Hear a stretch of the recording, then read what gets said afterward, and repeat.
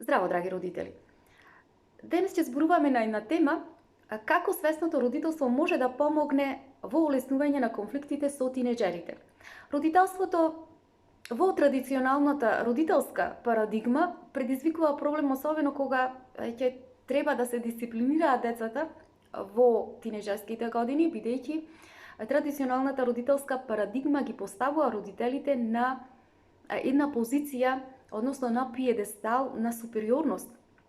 И така да овој модел некако добро функционира во периодот на детството, меѓутоа кога децата ќе влезат во тинеџерските години, во периодот на адолесценцијата, тие веќе со својот развој се влезени со одредени изградени тврдења, одредени изградени ставови, кај нив се почнува да ја поседуваат својата индивидуалност, почнуваат децата да ја поседуваат својата автономија, поседуваат независност, самостојност, така што родителот кој што родителства од овој традиционален модел, каде што родителот најдобро знае од сите, од овој пиедестал на супериорност родителот почнува постепено да се чувствува загрозен, затоа што тој увидува дека кај детето почнува да се раѓа, да никнува автономен дух, самостоен дух, независен дух,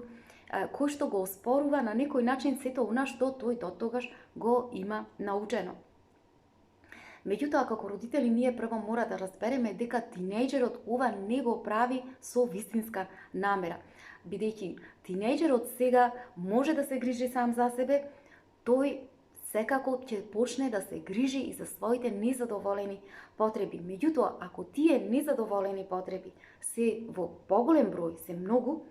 веројатноста е голема дека тинејџерот ќе действува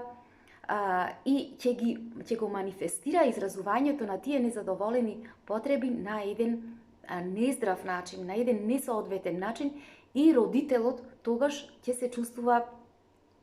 многу поттикнат, ќе се чувствува многу загрозен и, што е најлошо, нема да поседува вистински квалификации за да може да се справи како што е потребно во таквите моменти со однесувањето на своето дете, значи не поседува никакви вештини. Затоа и најдобриот совет кој што може да го даде свесното родителство преку еден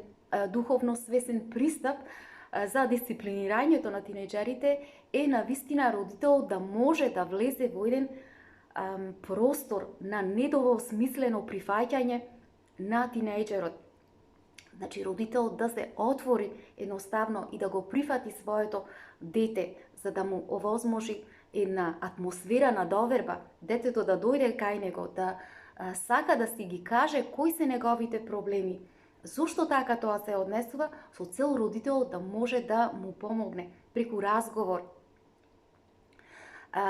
преку слушање. Но ако затоа што колку повеќе родителот влегува во борба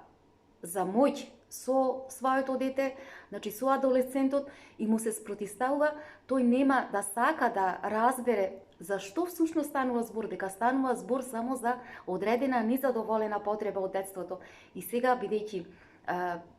таа потреба се манифестира, затоа што тинеџерот тој се спознава самиот себе си во овој период, и тој конфликт помеѓу родителот и тинеџерот прави еден голем расчекор помеѓу нив. И ако се продолжи понатаму, тој расчекор пораснува во една голема бездна од која што се раѓа се поголема дисфункционалност и се поголемо исклучување помеѓу родителите и помеѓу децата. Драги мои, тоа би било се за денес. Имајте убав ден, се гледаме.